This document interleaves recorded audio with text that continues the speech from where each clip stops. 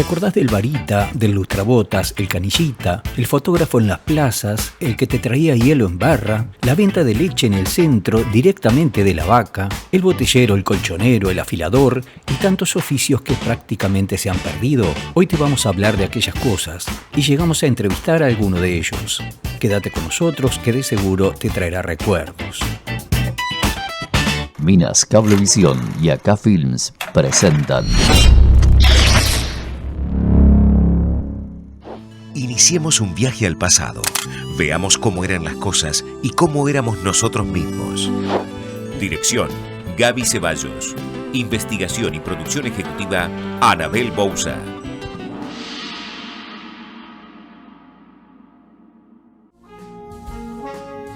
Así comenzó el siglo XX, pero en el mundo de hoy día, la vorágine y tecnología, donde las computadoras y los robots hacen la mayoría de los trabajos, ya casi nos olvidamos de oficios que antaño eran no solo necesarios, sino también muy redituables, pero que hoy lamentablemente se han perdido, algunos no tanto, pero que van menguando o quedando en el olvido, o siendo reemplazados por nuevas modalidades. Hoy traemos a la memoria figuras y oficios de antaño. Esto es Montevideo en 1936. Existía para ordenar el tráfico un policía en una especie de caseta alta apodado Varita. Este fue reemplazado por un invento eléctrico. Montevideo se inicia en el ya experimentado sistema de luces. Se trata de un laudable esfuerzo de la Intendencia Municipal y de la Dirección de Tránsito Público. Toda primera experiencia es un poco difícil. ¿Qué pasa, amigos? ¿Se equivocaron? Cuidado, para cruzar esperen la luz verde. No solo son los peatones que en general han mostrado buena voluntad, también se equivocan los conductores, cosa de los primeros días. Menos mal que aquí está la gente municipal. Vamos, vamos, hay que apurar. Pero ¿qué sucede con este ciudadano? Por lo visto no es él solo. Todos para atrás. Es que ahora las luces mandan y nada de oponerse. ¿O ustedes prefieren que por no obedecerlas andemos todos cabeza abajo? El viejo de la bolsa era otra profesión que al menos aquí nunca existió, pero para los niños sí. Y como ahora los asustan con otras cosas, también parece haber quedado sin trabajo. En México era asociado al ropavejero, una profesión que sí existía y que era ejercida por alguien justamente con una bolsa. Entonces, mira, le voy a hablar al ropavejero y le voy a decir que te lleve. ¡Vas a ver! ¡Nada! ¡Me dan miedo los ropaviejero! ¡Zapatos, ropa, mujeres, sombreros, hierros, sillas viejas que vendan! Que todo transporte público deberá contar con un conductor y un guarda. Ya no podemos chistarle al guarda porque prácticamente ya no existe. Era un clásico que aunque fueses colgado del estribo te gritaba «¡Buletus, buletus!».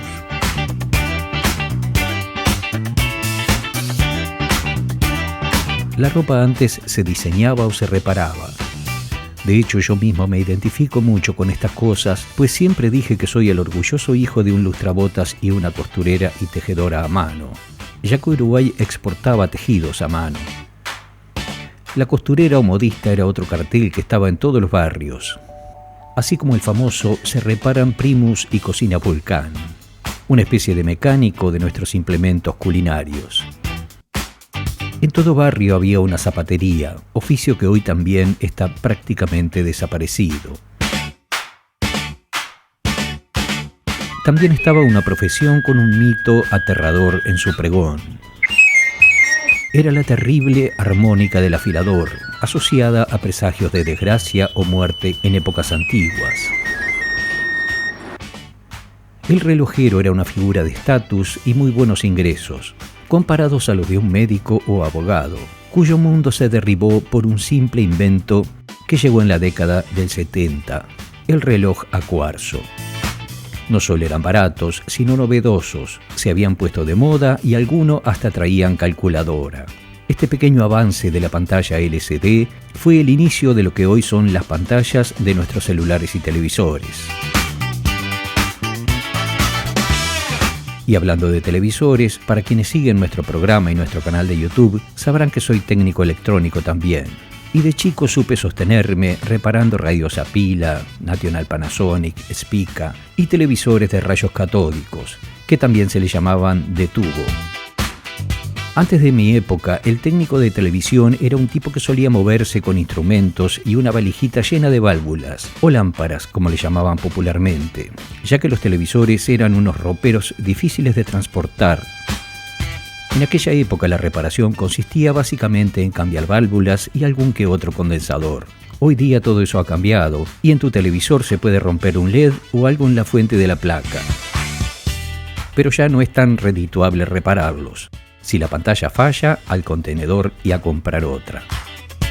Así fuimos también los técnicos mutando con la tecnología, estudiando desde los VHS, los DVDs, conocimientos que luego de estudiar un montón nos terminamos metiendo en el tuje. Pero bueno, es parte del juego y cuestión de tecnología. Nuestra productora se encuentra bastante cerca del famoso Marline TV. Estamos frente a la Plaza Suárez y allí está Marline TV. Así está abandonado. Y ese cartelito que debería ser Patrimonio Nacional. ¿Quién no recuerda aquel número 201050? Marline TV 201050. Una de las figuras más recordadas y emblemáticas de aquellas épocas era el clásico lustrabotas, oficio que por lo general ejercían los niños más pobres y la mayoría de las veces lo recaudado era para ayudar a su familia. Y bueno, y no teníamos cajón y por cosas de la vida, ese cajón era una jaula de una cotorra de esas, viste, de verde. Y bueno, al morirse la cotorra quedó ese cajón, quedó esa jaula, que estaba agarrado de un cinto, que la colgaba en un árbol mi madre, toda la mañana cuando se levantaba, y ese agujerito lo tapó con resto de los fondos que le ponía a la olla. Víspera de fiesta, acá no, andaba la gente muy apurada, y me acuerdo que llega mi hermana, era como las 3 de la tarde, llega mi hermana diciéndome que mi madre estaba re amargada, que ya víspera de fiesta ya se sentía el olor a humo, de asado de la familia, ¿no? Y en casa no había nada. Y yo andaba con el cajoncito de lustrar.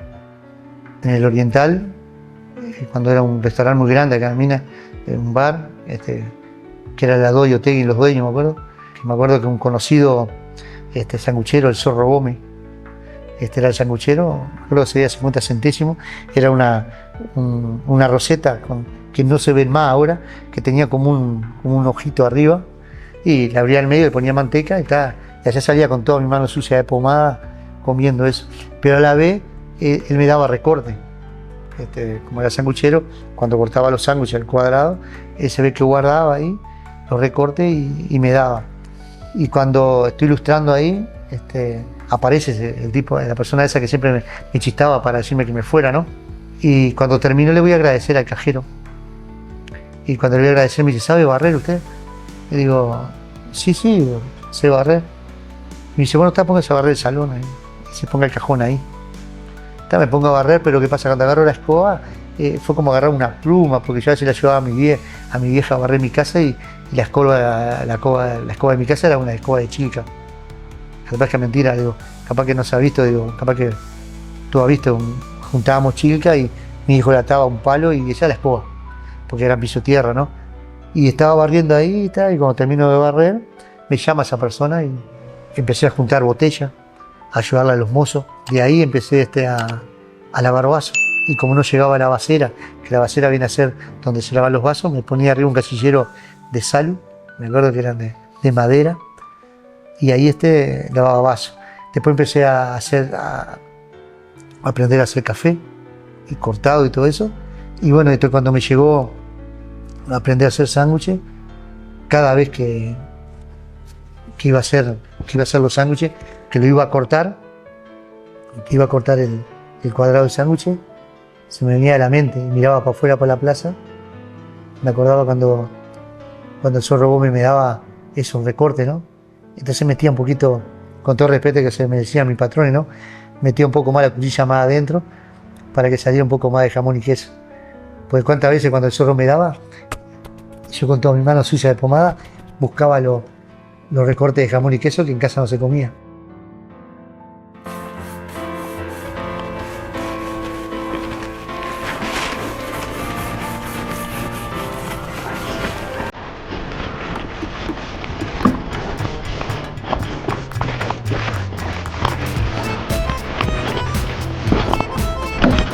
En la calle del Pico.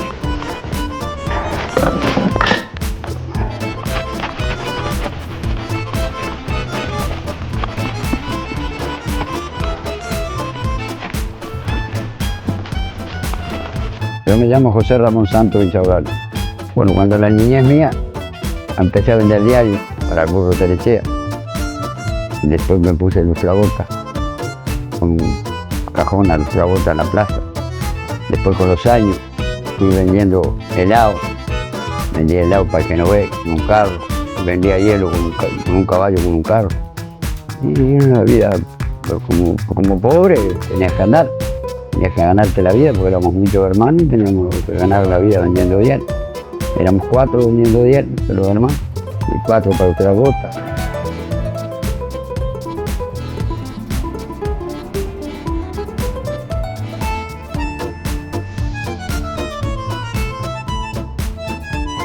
Cuando era diariero, yo cuando llovía y eso, salía a los diarios tapados con un nylon, porque si no se me mojaban. Vendía números de lotería también con los diarios, porque me daban también números de lotería para vender, que me daba el burro Terechea, todo, diario. Y era una vida para devolverte, para poder comer, ¿viste? Porque éramos muchos hermanos y si no, no podíamos vivir. Para criar 12 hijos no era fácil. Muy bien. Y trabajaba 4 horas. Porque vendía de mañana 2 horas y 2 horas en la noche, cuando venían los diarios de la noche. ¿Vos te parabas en alguna esquina a gritar, por ejemplo? En todas las esquinas. Todas las esquinas gritaba. Y cuando venía una noticia, la gente quería saberlo. Y bueno, el diario con la última noticia. Murió fulano tal, cuando murió el padre de Jorge Valle, Luis Valle. Y lo parábamos en la esquina y todo el mundo quería comprar el diario, ¿qué pasaba con la muerte de Luis Valle? ¿Viste? Todo así. Fue una vida sacrificada de diariero. Porque tenés que andar lloviendo, tenés que andar entre el barro, que en ese tiempo cuando uno vendía diario, no, las calles la mayoría no tenían asfalto, era todo tierra, andabas empapado, sucio. Y vendiendo tenías que ganarte la vida. Te daban $1 peso por diario en aquella época. La fotografía fue un invento revolucionario y de allí en más se creaban cientos de miles de puestos de trabajo, fábricas que vendían insumos y todo un mercado que se abría.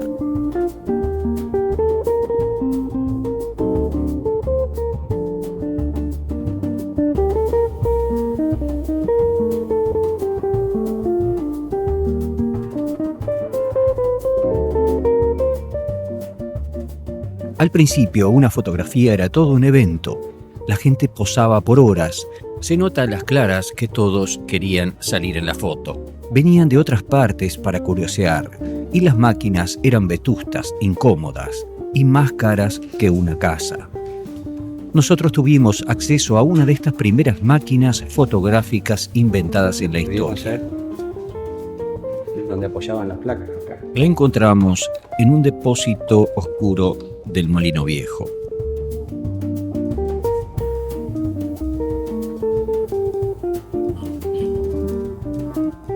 Esta era de posición manual.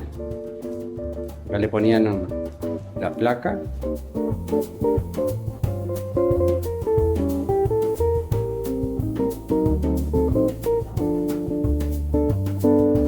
Para correr el fuelle del medio. Claro, por día. Esto para el enfoque, tal vez, ¿no?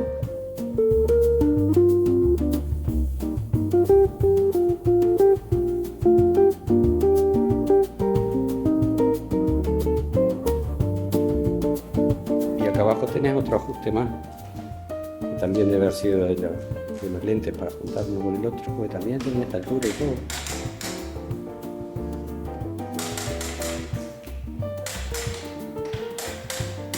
Se trata de una máquina, como lo dice su marca, ubicada por acá, Century, de origen americano. Pero el lente es un lente de origen inglés. No pidan que tenga zoom óptico, que sea todo ese tipo de cosas que podemos hablar de lo que es la fotografía hoy día. Y bueno, yo comencé en el año 72. Trabajaba en la farmacia La Once, pero a su vez trabajaba en los ratos libres porque ya me gustaba la fotografía, porque se ganaba buen dinero, yo veía que se ganaba buen dinero y yo iba a aprender un poco y a lavar vidrios, lavaba vidrios. Yo pagaba para aprender.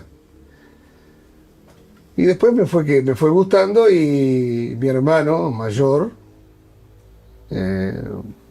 fin de diciembre del 71, me invitó para ir a la playa y fuimos a la playa. Fuimos a Punta del Este a trabajar en la playa, en la arena. Arranqué con una máquina rusa, una marca Zorki era, que no tenía transporte como las 35 milímetros pasadas, era como una rosca. Tenía unos lentes, el lente era fabuloso, era muy incómoda para trabajar en esa época, muy pesada además. Bueno, trabajé con esa le hacíamos la foto en blanco y negro, que era lo que había en ese momento, pero nos largamos para la foto color, que era el famoso llavero, el monóculo. ¿Eso en la playa también? En la playa, que a eso voy a la historia, cómo fue la primera foto que saqué en mi vida y a quién. Largué en la playa, me gustó más para trabajar con los monóculos, y se llamaba así, precisamente, era una palabra bastante cómica si se quiere, pero era así, se llamaban monóculos. Y yo andaba en la playa, era un pibe, ofreciendo monóculos, y la gente lo tomaba con un poco de risa, pero como yo llevaba muestras en la mano, está por ahí, te llamaban y te pedían. El primer cliente que tuve fue Elías Ricardo Figueroa, un número 2 que tenía Peñarol en aquel tiempo, famoso, que estaba con sus hijos en la playa y bueno, sí, sacaba fotos. Él nunca pensó que yo fuera a sacarme fotos, yo saqué fotos. Y me hizo una serie de fotos que me las reveló el muchacho de acá de Minas, Elvis, que vivíamos juntos. Éramos 5 personas viviendo en un garaje. Yo no tenía lugar, dormía en el suelo. Como siempre hay que pagar derecho de piso, todo. Y bueno, ahí arranqué, saqué fotos por esa persona. Le llevé una bolsita de llaveros que me lo reveló este muchacho, que curiosamente se revelaba, eran una serie de líquidos, eran más de 10 líquidos, los cuales los 2 primeros, todo tenía su determinada cantidad de minutos para revelar. Los 2 primeros se revelaban en un cuarto oscuro, o sea que totalmente oscuro que yo. Después de esos 2 líquidos se lavaba con agua y se podía revelar con los otros a la luz normal. Ahí vos ibas mirando cómo aparecían las imágenes en el rollo. Y bueno, esa fue la historia. Las primeras fotos se las vendí a ese hombre y ni siquiera me acuerdo cómo se las llevé al edificio del Grillo, en la parada 13 en Punta del Este. Ni siquiera las miró. ¿Cuánto es, pibe? Me dio la plata. Y yo salí loco de la vida, contentísimo, porque ya había hecho mi primer cliente, y no solo que era mi primer cliente, sino la persona que era. Bueno, y ahí fueron mis comienzos. ¿Y cómo era la mecánica cuando vos le vendías una foto a alguien en la playa? Generalmente se ofrece con una muestra. Te va ofreciendo tu servicio, fotógrafo, fotografía, esto, lo otro, con muestras en la mano, para que la gente viera lo que hacía. Si bien en ese tiempo no era muy común ver a una persona con la máquina colgada, porque no era común, lo hacía de pronto alguna persona que tenía hobby de eso, pero no era común. Era muy fácil trabajar en eso, se ganaba muy buena plata en esos tiempos.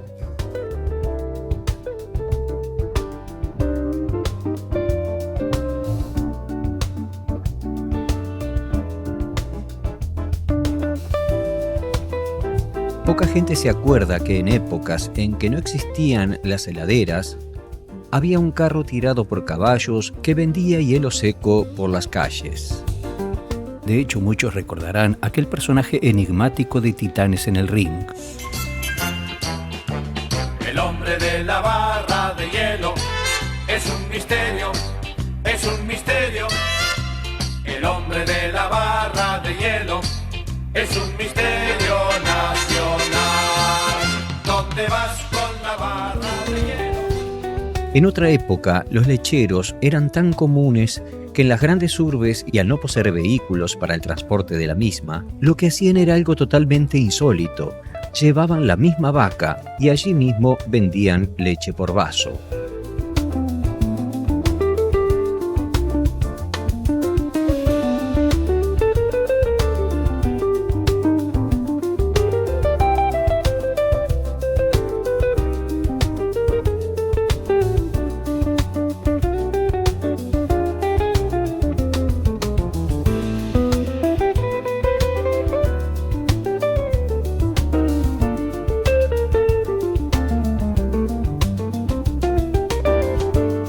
El carro del lechero era tan común que muchos recordarán este juguete que venía portando los caramelos de leche Zabala. El botellero era una figura común, con su pregón difícil de entender, ya que decía algo como fierro, cama vieja, co, botellé. Era como un comprador ambulante de todo lo que en una casa sobrase.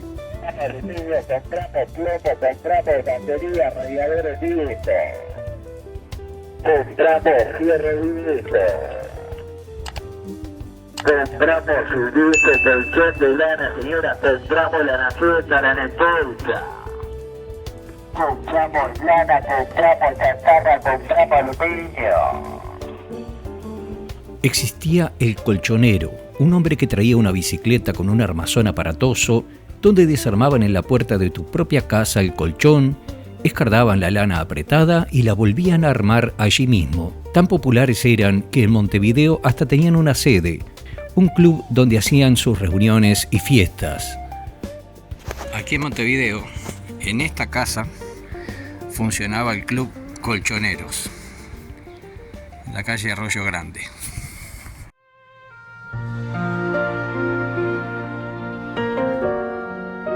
Contame qué siente un niño diario, mientras que los amigos juegan, mientras que mamá se queda en casa o va a trabajar. ¿Qué siente un niño pequeño que en lugar de poder salir y hacer una vida de niño, tiene que salir a trabajar? Y la situación lo obligaba a uno a trabajar. ¿Pero qué siente? ¿Qué sentías vos? Y yo sentía que me estaba ganando la vida con eso. No era nada, no, porque otro niño jugara, pero ese niño tenía la comida y yo no la tenía si no trabajaba. Ahí está el drama. Ese niño jugaba porque los padres tenían para darle, pero los míos no tenían, tenía que salir a buscar yo. Eso es lo más fácil. ¿Los hermanos también trabajaban? Todos trabajaban. Todos, los hermanos míos, todos. El que no era milico cuartel, trabajaba en un almacén, el que no vendía helado, diario, lo que fuera. Porque mi padre apenas ganaba 1.000 y pocos pesos por mes en el abasto. Y ya para darle de comer a 12 bocas no era fácil, más la boca de él y de mi madre a 14. Que ahora tienen 2 y dice que es difícil criarlo, ¿qué va a ser difícil? Difícil era antes, ahora que va a ser difícil criar un gurí. Si ahora si no va con un pantalón de marca y un par de championes de marca no va a la escuela.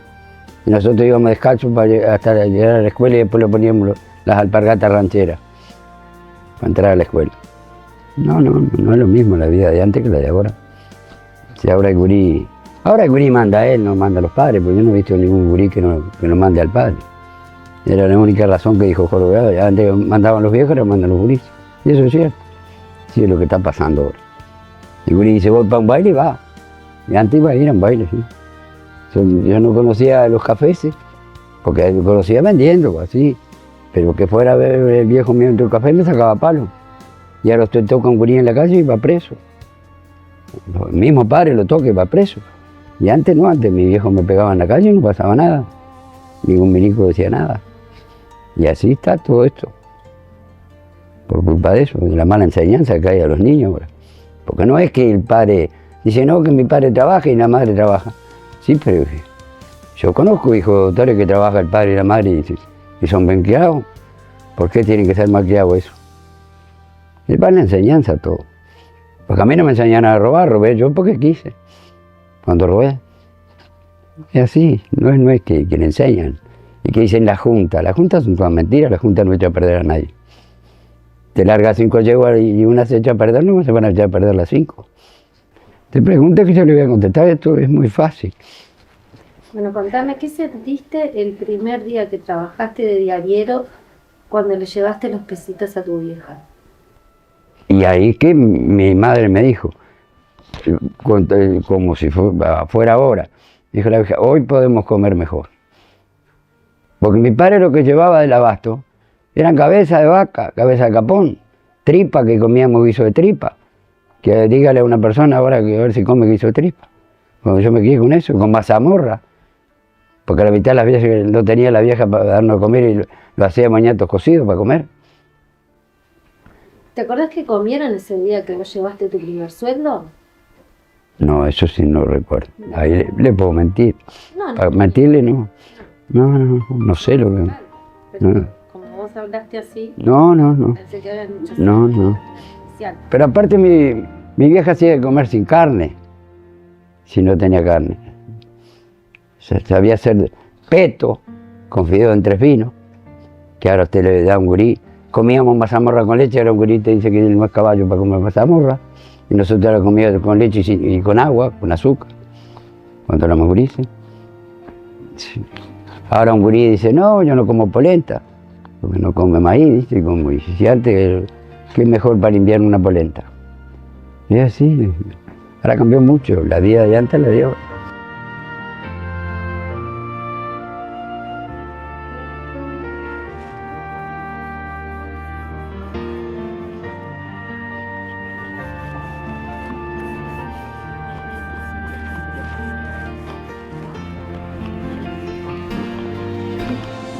La cara de picho.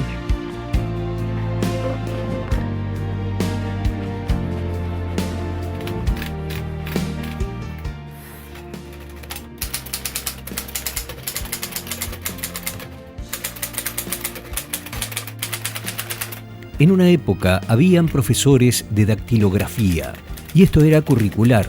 Se contaban las palabras por minuto de un texto que el alumno llegaba a escribir. Hoy día un niño con celular es posible que escriba más rápido que nosotros en aquellas épocas sin curso alguno. Números extraordinarios del Patrulludo, 40 pesos, unos 20 pesos. Números extraordinarios, la mejor revista, el comentillo de Nicolás. Números extraordinarios, la mejor revista argentina, la estoy entregando a 50 pesos. Fotógrafo. ¡Ayeló!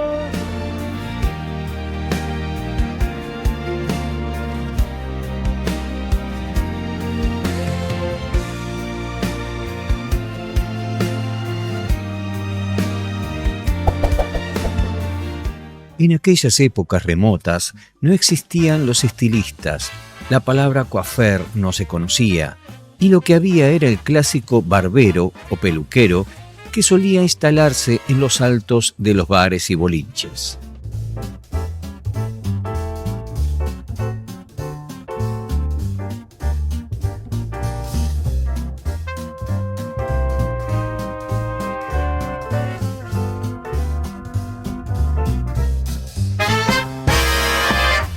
Estuvimos con Leonel Santos, de 93 años de edad, que al día de hoy lleva 70 años trabajando del mismo modo. ¿Y vos eras de los que había un café abajo, un casino y arriba y peluquería, el palco peluquería arriba, al fondo del café. ¿Y por qué se usaban las peluquerías arriba en un café? Y era muy común en aquella época, en casi todos los cafés, en esa época era muy poco el café que no tuviera una peluquería. En cambio ahora queda la Barber Tochi, no sé algún otro bar si tiene peluquería o no. ¿Y se trabajaba bien? Se trabajaba muy bien. En aquella época, fenómeno que se trabajaba. Yo abría siempre a las 7 de la mañana, estaba en la peluquería. El bar siempre se abrió temprano y se abría el bar y yo estaba en la peluquería. Y dejar los fines de semana antes de las 12 de la noche era muy difícil que se hacía mucha barba, ¿verdad? Yo tenía mucha clientela, muchos camioneros, mucha gente obrera y pues mucha juventud también en esa época, como toda cosa. Yo era joven en esa época y andaba por todos lados, clubes, todo. Entonces la amistad entre la muchachada que teníamos barra, y eso iba todo allá. ¿Y cortabas, digamos, la moda en esa época? Sí, iba, y muchachos y personas jóvenes que querían. En aquel tiempo se usaba mucho la media americana. Unos decían corta cepillo, otros decían hacerme una media americana. Todos dijeron corté la media americana, emparejar bien arriba, todo quedara bien parejo. Era más complicado. ¿Era la época del jopo? Y sí, otros usaban el jopo. Los muchachos chicos iban las madres y decían, pélelo y déjele el copete. Y se usaba mucho eso. Todo pelada la cabeza y un copetito arriba. Ahora los pocos que afeitan, no afeitan con navaja. Afeitan con hoja de gilet, un navajín, le ponen la hoja. Se terminó la navaja. Ahora no sé, esos muchachos nuevos no conocen lo que es navaja.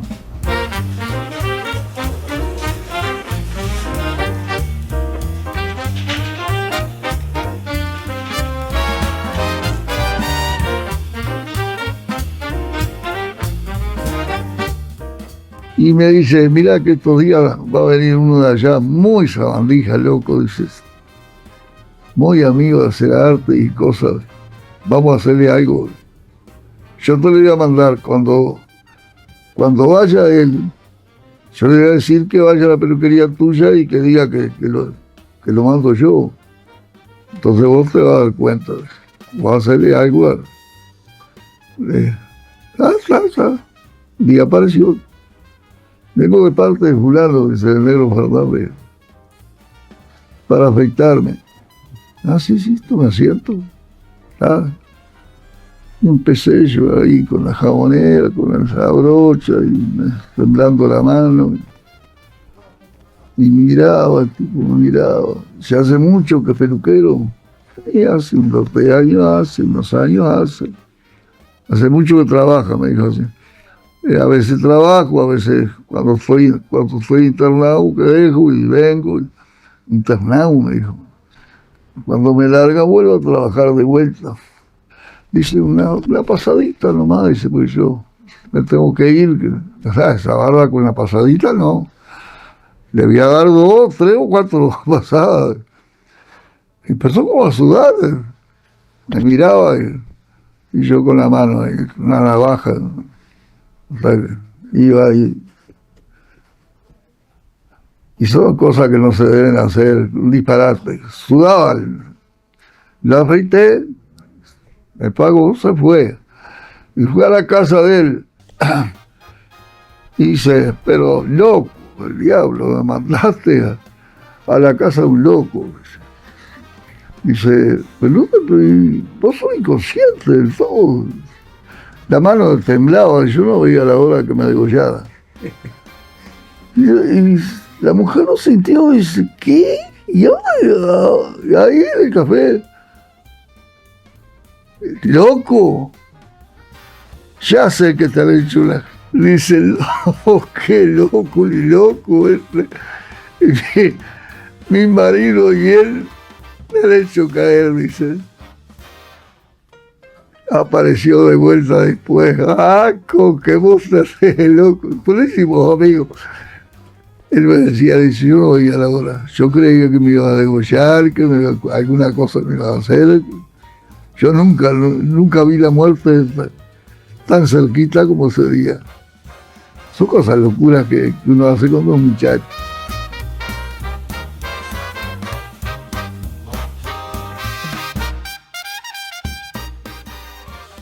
Y también nunca faltó el manicero. El viejo negro, alto, encorvado por el peso de una bolsa cargada de maníes calentitos y que llevaba un bolso bordado con un verso: el que necesite que saque y al que le sobre un cobre que lo ponga.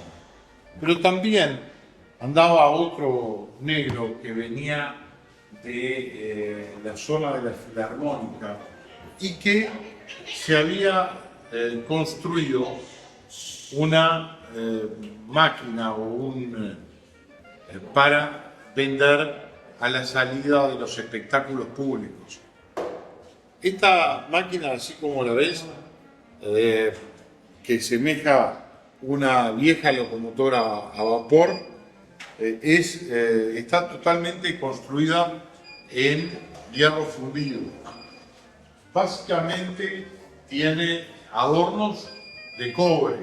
Tiempo de utilidad de esto, o tiempo que trabajó, más o menos hasta finales de la década del 50, comienzo del 60. La tecnología ha sido una fuente de nuevos rubros que generaban nuevos negocios, y en aquellas épocas se pensaban que serían para siempre. Por ejemplo, al caer los cines, proliferaron los videoclubes, que era un negocio muy rentable ya que las videocaseteras eran caras y no todos podían acceder a ellas. Entonces el videoclub te alquilaba el aparato, los cables y te llevabas para todo el fin de semana más películas de las que realmente podías ver. Habíamos creado el término maratonear, pero no con series, sino con cintas de videocassettes.